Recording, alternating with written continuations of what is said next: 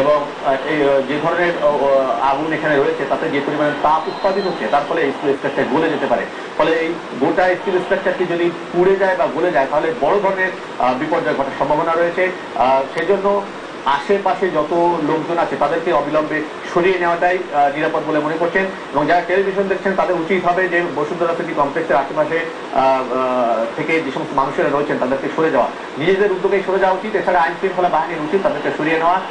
আপনি দর্শক দেখতে পাচ্ছেন যে আগুন কি ভয়াবহভাবে আগুনের শিখা বেরিয়ে আসছে, লেলিহান শিখা যাকে বলে, সেই লেলিহান শিখা আমরা দেখতে পাচ্ছি।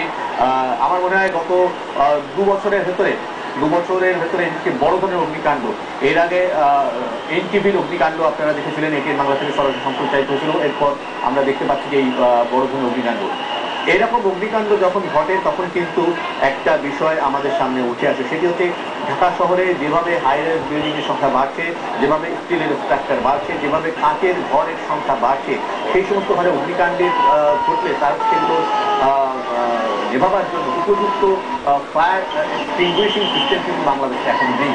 অথচ এই সমস্ত সিস্টেম ছাড়াই এখানে বিশাল বিশাল স্ট্রাকচার গড়ে উঠছে এবং যখন বড় ধরনের দুর্ঘটনা ঘটে যায় তখন অনেকটা অসহায়ের মতো চেয়ে দেখতে হয় আমাদের দেশের মানুষদেরকে।